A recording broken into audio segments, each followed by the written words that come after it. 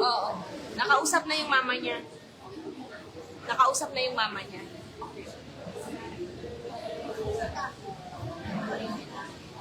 Ano, mag-observe sa sakristan. Diyan sila manonood lang.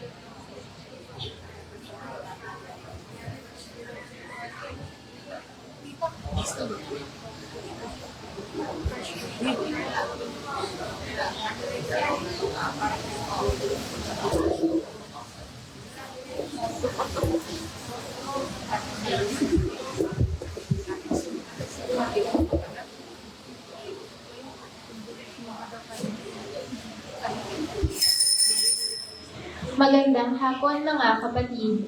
Magsiluhod po tayo at atin pong dasalin ang panalangin ng kaloob bilang ating pag-aalay sa misang ito. Panginoon, tanggapin mo po ang aming handog, bunga ng aming pinagpaguran at ang pag-unlad ng mga kaloob na iyong bigay. Basbasan mo kami at ang aming mga handog, gawin mo kaming kasangkapan sa pagpapalaganap ng iyong kaharian. Amen. Magsitayo po tayo. Ngayon ay ika-28 linggo sa karaniwang panahon at linggo ng mga katutubong pamayanan at pandaigdigang araw para sa pag-aalis ng matinding kahirapan. At ang mangunguna po sa ating pagdiriwang ay si Reverend Father Adam Gregor Arellano. Sabayan natin ang koro sa pag-awit.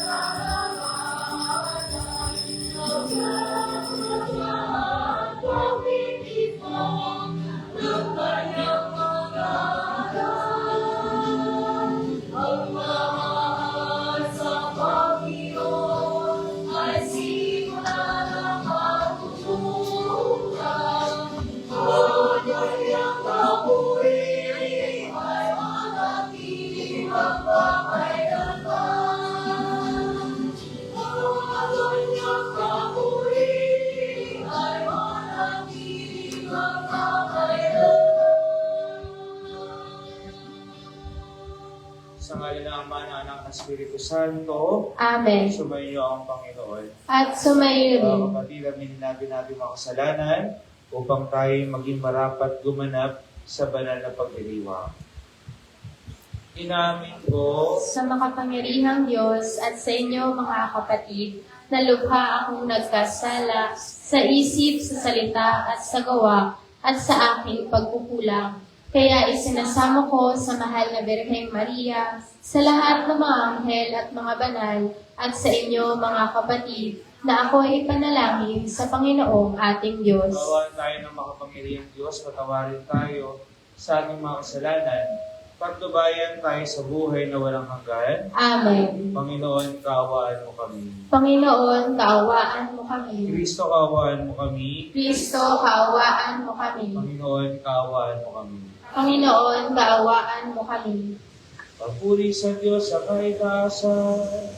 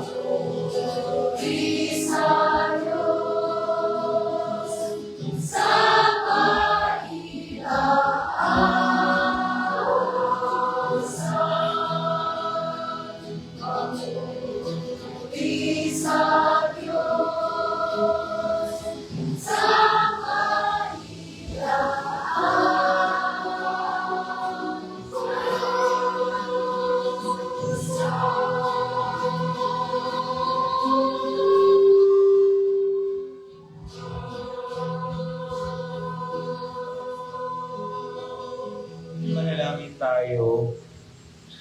Ama naming makapangyarihan, ang iyon nawang kagandahang loob ay manguna at sumubaybay sa aming pamumuhay ngayon at araw-araw upang kami itaguyod sa paninindigang gumawa ng kabutihan sa pamamagitan ng Yesu Kristo, kasama ng Espiritu Santo magpasawalang hanggan. Amen. Magsiupo po ang lahat. Gumaling mula sa ketong sina Aman na taga-Syria, isang pagano. Kaya naman nagpasalamat at nagpuri siya sa Diyos ng Israel. Siya'y sumasalamin sa Samaritanong Ketomin na ating nasaksihan naman sa mabuting balita. Pakinggan po natin ang unang pagbasa. Pagbasa mula sa ikalawang aklat ng mga hari. Noong mga araw na iyon, si Naaman ay lumusong sa ilog Jordan at lumubog ng 7 ulit. At tulad ng sinabi ni Eliseo, na nauli sa dati ang kanyang katawan at kuminis mula sa ketong ang kanyang balat, tulad ng balat ng sanggol. Si Naaman at ang kanyang mga kasama ay nagbalik kay Eliseo. Sinabi niya, ngayon napatunayan ko, walang ibang Diyos sa ibabaw ng lupa, kundi ang Diyos ng Israel. Narito, pagdamutan ninyo itong maliit kong nakayan. Ngunit sinabi ni Eliseo, buhay ang Panginoong Diyos na aking pinaglilingkuran. Hindi ako tumatanggap ng kahit ano. Pinilit siya ni Naaman, ngunit nagpakatanggi-tanggi siya. Dahil dito, sinabi ni Naaman, kung ayaw ninyo itong tanggapin, maaari po ba na mangkargahan ko ng lupa rito ang 2 kong kabayo? Mula ngayon, hindi na ako maghahandog sa ibang Diyos maliban sa Panginoon. Ang salita ng Diyos. Salamat sa Diyos. Panginoong nagliligtas sa tanang bansay na hayag. Panginoong nagliligtas sa tanang bansay na hayag. Umawin ng bagong awit at sa poon ay iyan. Pagkat yaong ginawa niya ay kahanga-hanga ng tupa. Sa sariling lakas niya at taglay na kabanalan, walang hirap na natamo, yaong hangad na tagumpay. Panginoong nagliligtas sa tanang bansay na hayag. Ang tagumpay niyang ito'y siya na rin ang naghayag. Sa harap ng mga bansay, nahayag ang pagliligtas. Ang pangako ng Israel, lubos niyang tinutupad. Panginoong nagliligtas sa tanang bansay na hayag. Tapat siya sa kanila at ang pag-ibig ay wagas. Ang tagumpay ng Diyos kahit saan ay namalas. Magkaingay na may galak, yaong lahat sa daigdig. Ang puon ay buong galak na purihin sa pag-awit. Panginoong nagliligtas sa tanang bansay na hayag. Tumana si San Pablo ng maraming hirap, ngunit nanatili siyang matatag bunsod ng kanyang matibay na pananalig sa katapatan ng Panginoon. Ang ikalawang pagbasa. Pagbasa mula sa ikalawang sulat ni Apostol San Pablo kay Timoteo. Pinakamamahal ko, alalahanin mo si Hesu Kristo, ang nagmula sa angkan ni David at ang muling nabuhay. Ito ang mabuting balitang ipinangangaral ko, ang dahilan ng aking pagdurusa hanggang sa magapos na tulad ng isang salarin. Ngunit hindi magagapos ang salita ng Diyos. Pinagtitiisan ko ang lahat ng bagay, alang-alang sa mga hinirang ng Diyos, upang magtamo rin sila ng kaligtasang mula kay Kristo Jesus at ng walang hanggang kaluwalhatian. Narito ang kasabihang mapananaligan. Kapag tayo'y namatay, nakalakip ni Jesu Kristo, walang salang mabubuhay na kasama niya tayo. Kung tayo man ay magtiis ng hirap sa mundong ito, maghahari naman tayong kapiling ng ating Kristo. Kapag siya'y itinakwil sa harapan ng mga tao, pagdating ng takdang araw, itatakwil niya tayo. Kung tayo may hindi tapat, si Kristo ay tapat pa rin, sapagkat ang sa Kanya ay hindi niya itatakwil. Ang salita ng Diyos. Salamat sa Diyos. Tumayo na po ang lahat.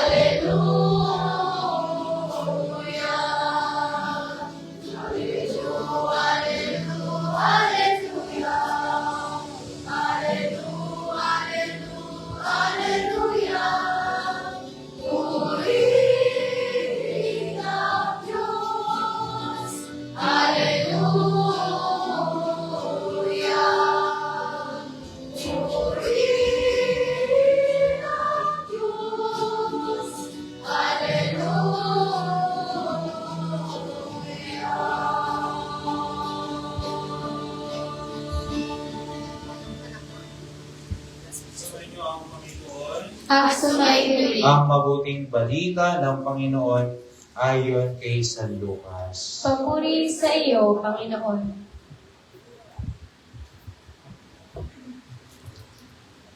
Noong panahon iyon, sa paglalakbay ni Jesus patungong Jerusalem, nagdaan siya sa hangganan ng Samaria at Galilea. Nang papasok na siya sa isang nayon, siya'y sinalubong ng 10 ketungin. Tumigil sila sa malayo-layo at umiyaw ng Jesus, Panginoon, mahabag po kayo sa amin. Nang makita sila, ay sinabi niya, humayo kayo at pakita sa mga saserdote. At samantalang sila'y naglalakad, gumaling sila. Nang mapuna ng isa na siya ay magaling na, nagbalik siyang sumisigaw ng pagpupuri sa Diyos. Nagpatira pa siya sa paanan ni Jesus at nagpasalamat. Ang taong ito ay Samaritano. Hindi ba 10 ang gumaling? Tanong ni Jesus, nasaan ang siyam? Wala bang nagbalik at nagpuri sa Diyos, kundi ang dayuhang ito? Sinabi ni Jesus sa kanya, tumindig ka at humayo sa iyong lakad. Pinagaling ka dahil sa iyong pananalig. Ang mabuting balita ng Panginoon. Pinupuri ka namin, Panginoong Jesucristo. Magsiupo na po ang lahat. Sa pagpalang hapon po sa ating lahat, mga minamahal ko, pati magandang hapon po. Palapakan po natin ang Panginoon. Tanungin mo yung katabi, kapatid, paano ka nagdadasal? Iba nagdadasal lang, engi ako Lord, pahinga ko nito, pahinga ko niyan. No? At mga minamahal ko kapatid, sa ating pong ebanghelyo, narinig po natin yung kwento ng 10 ketungin na pinagaling ni Jesus. No? At alam po natin na ang ketungin ay isang malala at maluhang sakit. No? Na meron na tinataglay ng mga tao noon. No? Kaya sila ay nilalayuan, sila ay inilalayo, dinadala sa malayong lugar para hindi sila makahawa ng ibang tao. No, kaya sa ating ebanghelyo, sila ay sumigaw nang makita nila si Jesus mula sa malayo. Ano ang kanilang sigaw? Jesus, Panginoon, mahabag po kayo sa amin. Pakiulit niya. Ang ganda ng panalangin, maliit, ngunit ito ay may ito ay malalim. No? Ito po ang dasal ng mga kitungin. Ito ang sigaw at palagoy ng mga kitungin. Mahabag po kayo sa amin, Panginoon. No? Para magang tayo din, sumisigaw sa Panginoon. Dumadalangin sa Diyos. Marami tayong mga dasal.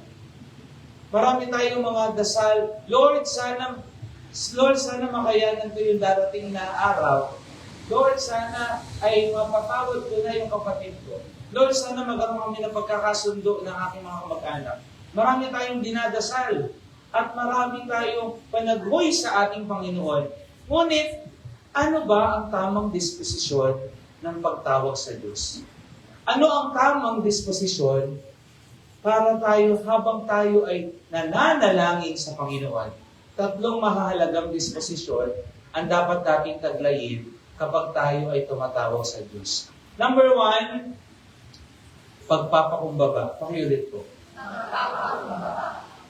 Sa ating mong narinig na kwento, di ba? Inamin ng mga ketongin na kailangan nila ang Diyos. Mahabag po kayo sa amin. Tila ba kasi sinasabi nila, Lord, wala na kaming pag-asa, ikaw na lamang. Lord, nilayuan na kami ng lahat. Ikaw na lang ang pag-asa namin. Lord, malubha ang aking karamdaman. Ikaw na lang ang pag-asa ko. No, sinasabi ng dasal na ito, Panginoon, mahabag po kayo sa amin. Mga minamahal ko kapatid, sa pag-inamin natin sa ating puso na kailangan natin ng Diyos, ito ang unang disposisyon para magkaroon tayo ng kagalingan. Kapag inamin natin sa Panginoon na hindi natin kaya kung wala siya, hindi natin kayang mabuhay kung wala ang Panginoon. Kaya ang number 1 disposition ay pagpapakumbaba. Ang pagpapakumbaba ay hindi sabihin na dito na lang ako sa tabi, di na lang ako magse-serve. Pero marami kapatid sinasabi. Diba?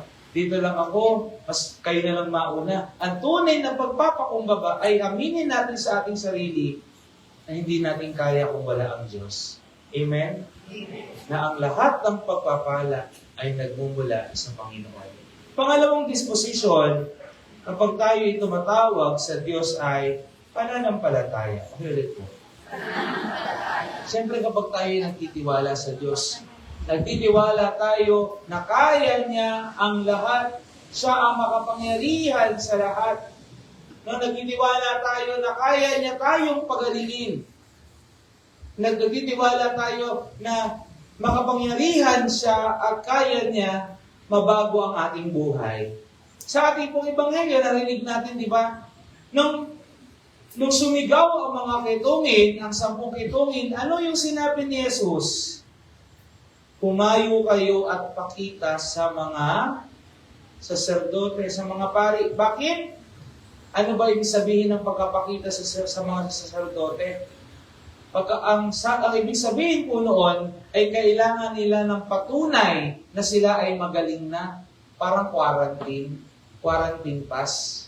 Diba? Na sila ay okay na bumalik sa kanilang original na tahanan, sa kanilang pamayanan. Diba? Ang hirap magkaroon ng ketong.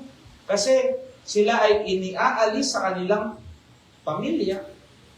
Sila ay namumuhay ng parang outcast. Wala na. Parang buhay na patay na. Dito po sa atin dati, di ba, merong colony. Leprosy colony sa Colyon, Palawan. Di ba? Mula sa mga iba't ibang lugar, ilalagay sila doon. Ganoon, no? Kaya, yung mga pagkasabi ni Jesus na pakita kayo sa mga saserdote, hindi sila agad gumaling na, kundi sinubukan ito ni Jesus na humayo kayo, magtiwala kayo at gagaling kayo. At sa kanilang paglalakad, sa kanilang paglalakbay, sila ay unti-unting gumagaling. Mga minamahal ko kapatid, pananampalataya ang pangalawang disposisyon. Bakit? Kasi kailangan nating manalig at magtiwala sa Diyos na kahit walang nangyayari, Kahit hindi natin agad nakikita yung progress, hindi natin nakikita agad yung ating pinagdadasal, tayo ay manalig at magtiwala sa Diyos. Bakit? Dahil siya ay makapangyarihan. Ang salita niya ay mapagkakatiwalaan. Amen? Amen. Kaya mga minamahal kong kapatid, narinig po natin, no? Sa kanilang paglalakad, sila ay gumagaling. Bakit? Dahil kasama nila ang Diyos. Sila ay nagtiwala sa Diyos, nagagaling sila sa pamamagitan ng salita ni Jesus. Mga minamahal kong kapatid, pwede silang mag-alinlangan. Kasabihin nila, may ketong sila, tapos pupunta sila sa pari. Pwede silang matakot at baka sila ay makahawa. Na sila ay baka ipagtabuyan. Ngunit sila ay nagtiwala na sila ay gagaling. Kaya sa kanilang paglalakad, sa kanilang paglalakbay, unti-unti silang gumaling dahil sa kanilang pagtitiwala at pananalig sa Diyos. Amen? Amen. Pangatlong disposition na dapat nating taglayin kapag tayo ay tumatawag sa Diyos. Number 3, pagpapasalamat. Pakiulit po. Pagpapasalamat. Narinig natin yung kwento. Yung 10 ay gumaling. Ngunit, nakakalungkot, isa lang ang bumalik at nagpasalamat. Tingin niyo po, bakit hindi bumalik yung 10? Hindi ba dahil wala silang pananalig? Hindi ba dahil sila ay ungrateful? Siguro, sila ay abala at naging masaya sa kanilang pagpapagaling. Diba? Inuna nila ang pagbabalik sa kanilang tahanan. Siyempre, na-miss nila ang kanilang pamilya. No? Pero, sa kanilang pagiging masaya, sa kanilang abala sa biyaya na kanilang natanggap, nakalimutan nila ang pinagmula ng kanilang kagalingan. Madalas, ganun din tayo. Kapag natanggap na natin ang ating pinagdadasal, at tayo ay masaya sa ating pinagdadasal, hindi masama iyan. Pero ang masama ay yung nakalimot tayo sa kung ano ang dahilan bakit tayo pinagpala. Mga minamahal ko kapatid, ang taong nagpapasalamat ay taong marunong bumalik sa pinanggalingan ng pagpapala. Ang lahat ng bagay ay biyaya mula sa Diyos. Kaya kung tayo ay nagpapasalamat mula sa Diyos, tayo ay hindi nakakalimot sa mga biyaya na ibinibigay niya sa atin. Kaya mga minamahal ko kapatid, ang pangatlong disposisyon ng pagtawag sa Diyos ay yung hindi pagkalimot na meron tayong Diyos sa ating buhay. Tayo magpasalamat. Diba? Kaya nga po tayo ay nagsisimba. Ang misa ay tinatawag na Eucharistia. At ang Eucharistia ay ibig sabihin ay pasasalamat. Kaya tayo ay nagsisimba dahil tayo ay nagpapasalamat. Amen? Isang oras lang. 5:30. Kung hindi kaya ng 5:30, sa ibang simbahan. No? Basta hindi tayo makalimot na ang Diyos ay ang Diyos natin.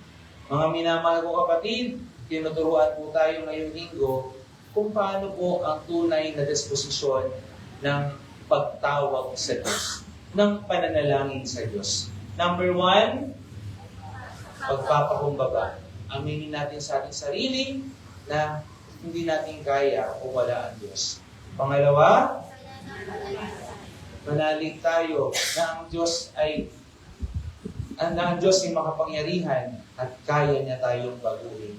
At pangatlo, magpasalamat sa lahat ng biyaya dahil lahat ng biyaya ay nagmumula sa Panginoon. Amen? Palapakan at purihin natin ang Panginoon. Ipahayag natin ating pananampalataya. Masapalataya.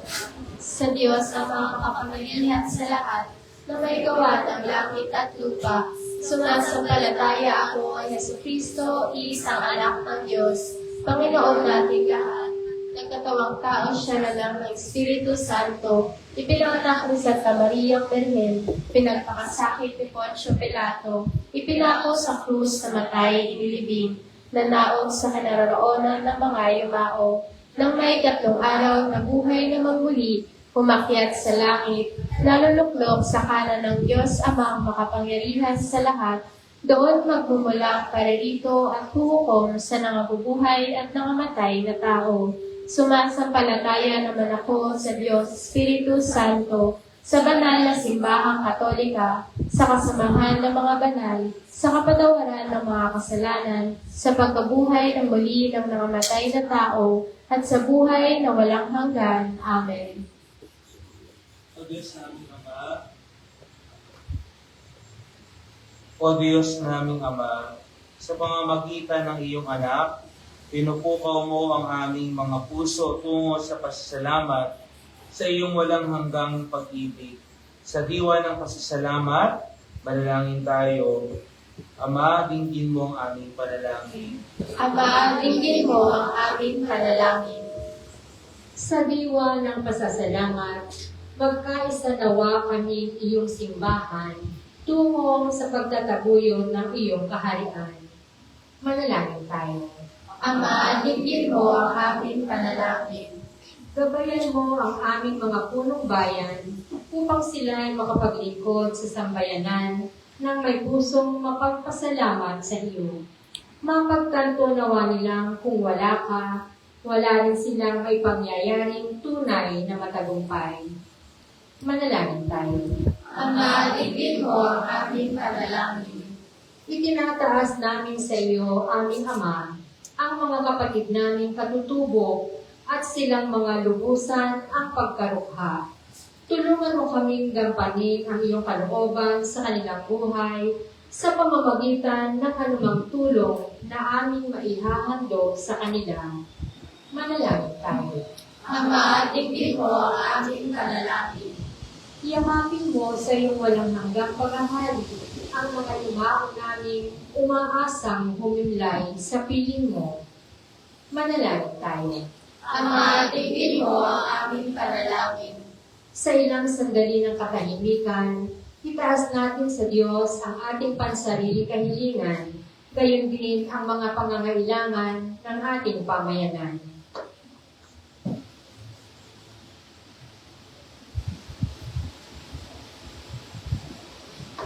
Manalangin tayo. Ama, dinggin mo ang aming panalangin. Pagpanibaguhin mo, O Ama, ang aming puso at isip at kalooban upang sa tuwina ang aming pag-iral ay uminog lamang sa pagkapasalamat sa iyo. Sa pamamagitan ni Kristo kasama ng Espiritu Santo, magpasawalang hanggan. Amen. Magsiyo po na po ang lahat.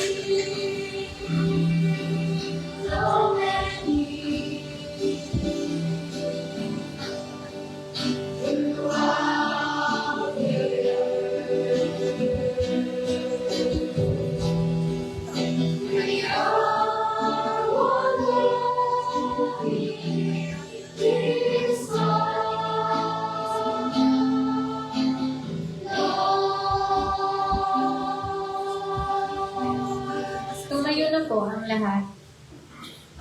Manalangin kayo mga kapatid upang ang paghahain natin ay kalugdan ng Diyos amang makapangyarihan. Tanggapin nawa ng Panginoon itong paghahain sa iyong mga kamay, sa kapurihan niya at karangalan sa ating kapakinabangan at sa buong sambayanan niya banal. Ama naming lumikha, tanggapin mo ang aming mga panalangin na sumasaliw sa aming paghahain upang sa ginaganap naming pagdiriwang kami makatawid sa kaluwalhatian sa pamamagitan ni Jesucristo, kasama ng Espiritu Santo magpasawalang hanggan. Amen. Sumainyo ang Panginoon. At sumayo rin. Nasa Diyos ang iyong puso at diwa. Itaas na namin sa Panginoon. Salamatan natin ang Panginoong ating Diyos. Marapat na siya'y pasalamatan. Ama naming makapangyarihan, tunay ang marapat, na ikaw ay aming pasalamatan. Ikaw ang lumikha sa kanan, ikaw ang nagtakdang magkaroon ng gabi at araw, gayon din ang tag-init at tag-ulan. Ikaw ang humubog sa tao bilang iyong kawangis na mapagkakatiwala ang mga siwa sa daigdig.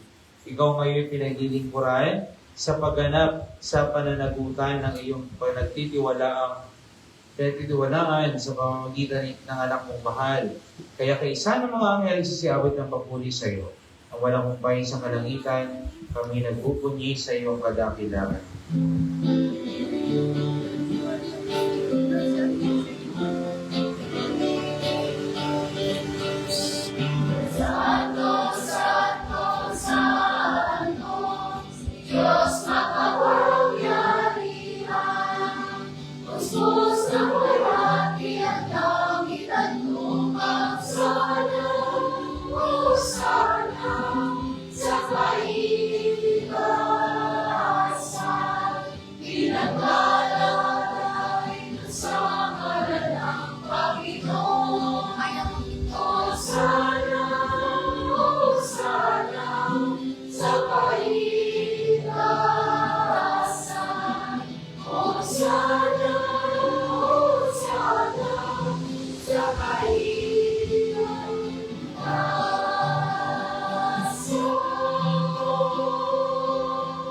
Magsiluhod po ang lahat.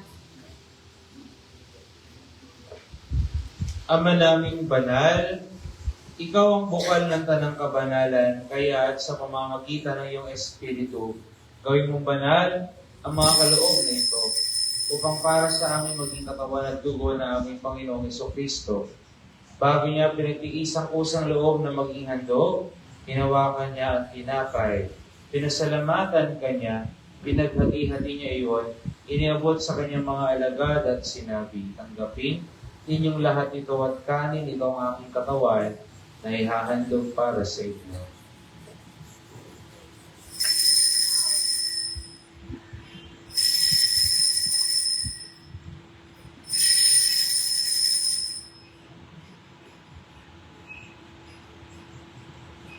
Kaya hindi naman matapos ang hapunan, hinawakan niya ang kalis, muli kanyang pinasalamatan. Inibot niya ang kalis sa kanyang mga alagad at sinabi, tanggapin inyong lahat ito at inagin. Ito ang kalis ng aking dugo, ang bagot mo na hanggang tipan ng aking dugo, ay ibubuhos para sa inyo at para sa lahat. Sa pagkapatawad ng mga kasalanan, gawin ninyo ito sa pag-alala sa akin.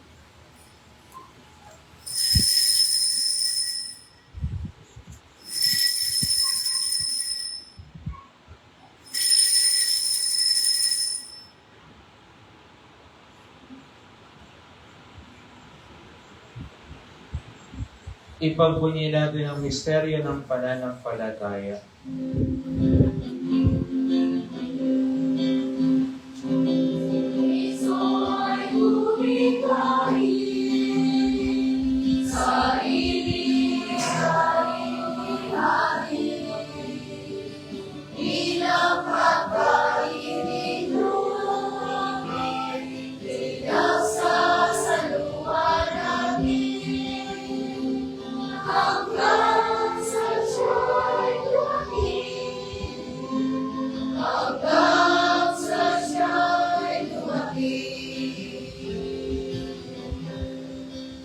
Ang ginagawa namin ngayon ang pag-alala sa pagkamatay at muling pagkabuhay na iyong anak, kaya't iniaalay namin sa iyo ang tinapay na nagbibigay buhay at ang kalis na nagkakaloob ng kaligtasan. Kami nagpapasalamat dahil kami ay iyong minarapat at tumayo sa harap mo para maglingkod sa iyo.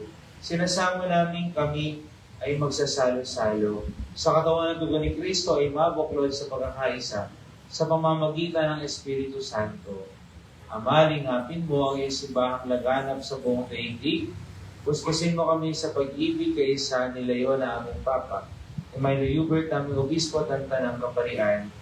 Alalahanin mo rin ang mga kapatid namin na himlay na may pag-asa, sila yung muling mabubuhay. Gayon din ang lahat ng mga pumanaw, kaawaan mo sila at patuloyin sa iyong kaliwanagan.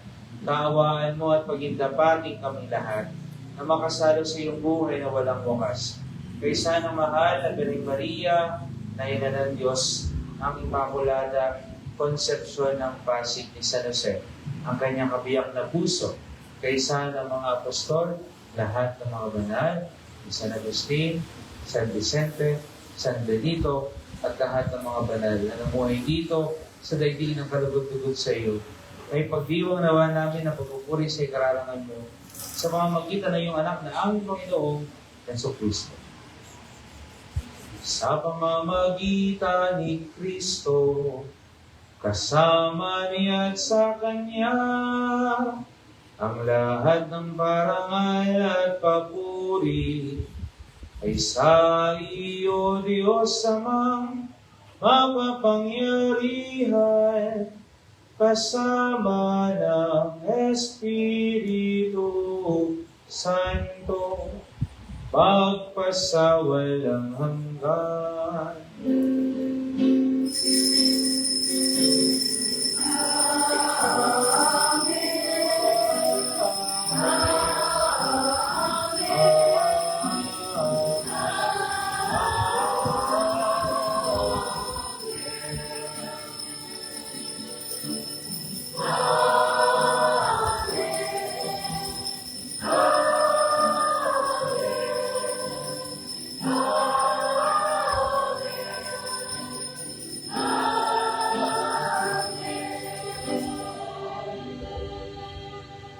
Sa tagubilin ng mga nakagagaling na utos sa turo ni Jesus, na Panginoon natin at Diyos, ipahayag natin ang lakas loob.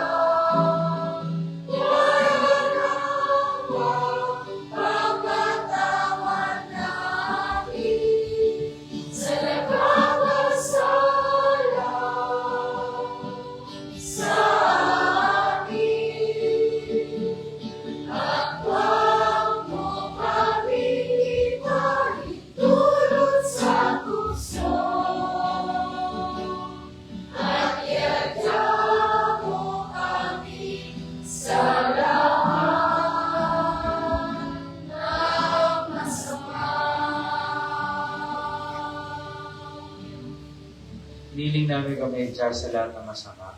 Pagkalooban ng kapayapaan araw-araw, iligtas sa kasalanan at ilayo sa lahat ng kapahamakan, samantalang aming pinananatigan ang dakilang araw ng pagpapahayag ng tagapagligtas namin si Yesu Kristo.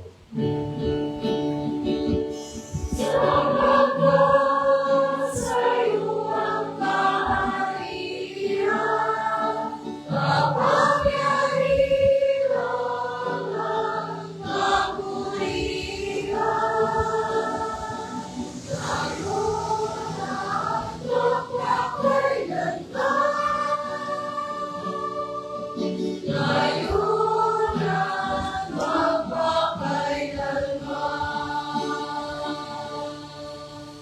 Panginoong Jesucristo, sinabi mo sa iyong mga apostol, kapayapaan, hindi iwan ko sa inyo.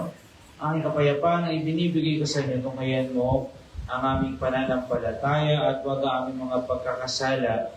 Pagkalooban mo kami ng kapayapaan at pagkakaisa, ayon sa iyong kalooban, kasama ng Espiritu Santo, magpasawalang hanggan. Amen. Ang kapayapaan ng Panginoon ay laging sumainyo. Gayan kayo ng kapayapaan sa isa't isa.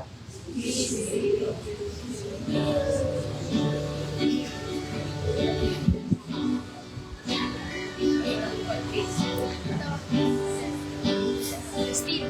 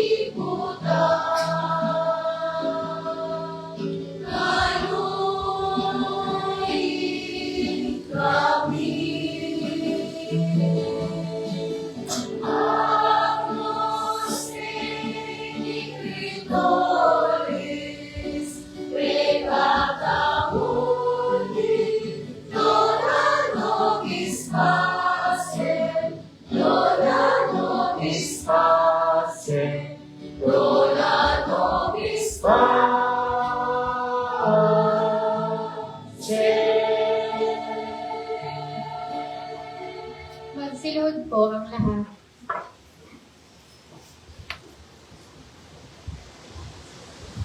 Mga kapatid, dahil kasi Jesus ang kordero ng Diyos, siya nag-aalis sa mga kasalanan na sa libutan.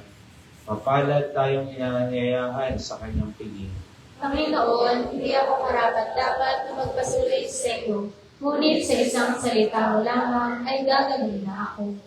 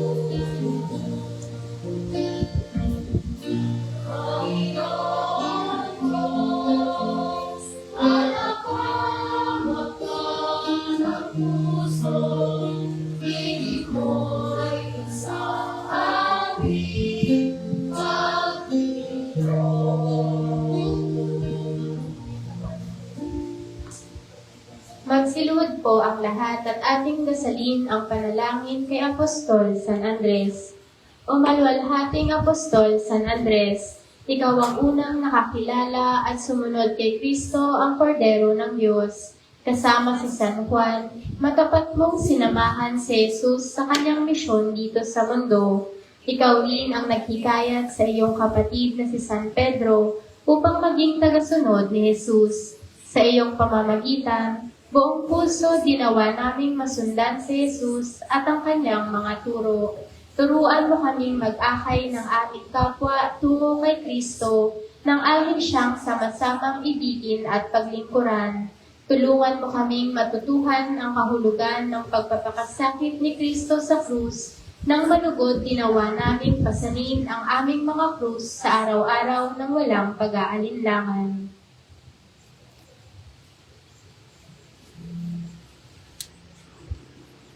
Ama naming makapangyarihan, kami nakikiusap na iyong paunlakan. Sa hiling namin kami laging idalangin sa iyong harapan ni Apostol San Andres na nangaral at nangasiwa sa iyong sambayanan sa pamamagitan ni Jesucristo kasama ng Espiritu Santo magpasawalang hanggan. Amen.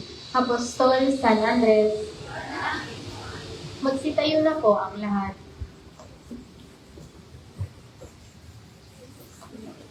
Manalangin tayo.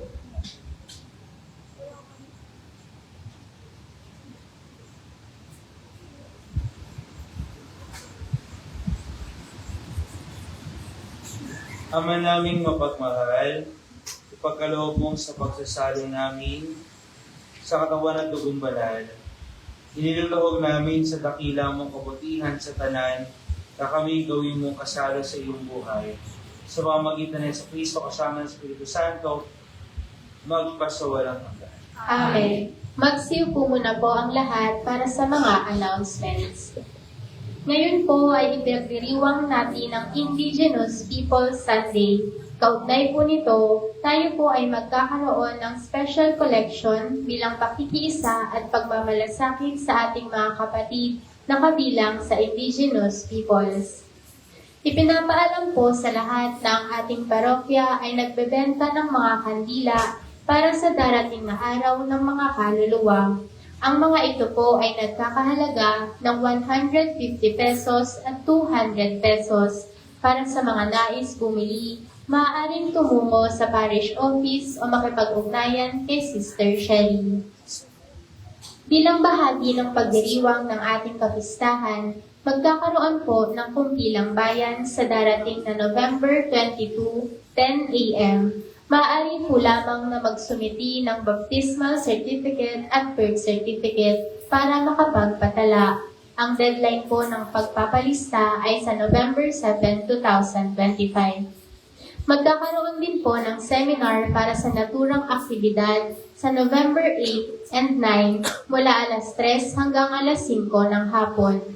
Para sa ibang mga detalye, makipag-ugnayan sa ating parokya o hanapin si Sister Evan.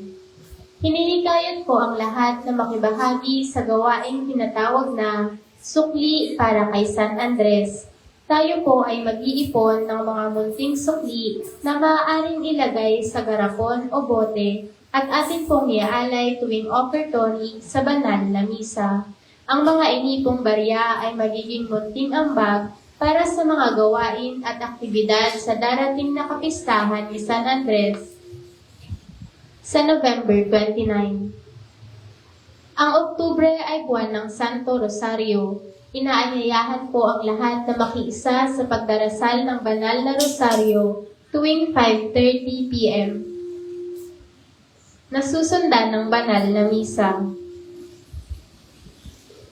Ang schedule po ng Kawan Mass sa ating parokya ngayong linggo ay ang mga sumusunod.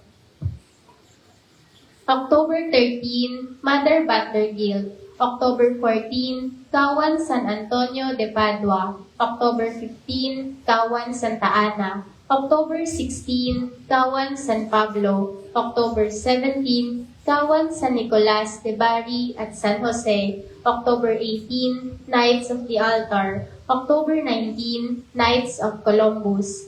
Iniimbitahan po ang lahat na dalhin ang kanilang mga kaloob envelopes sa mga nais pong mag-alay.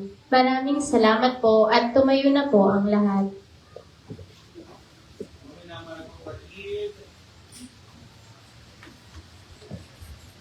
Hinikayat po ang lahat at tayo po ay mag-ipon ng mga barya na ihuhulog sa mga bote at ito iaalay po kapag napuno na sa November. No? Ito po ay bilang tulong po natin para po sa darating na kapistahan.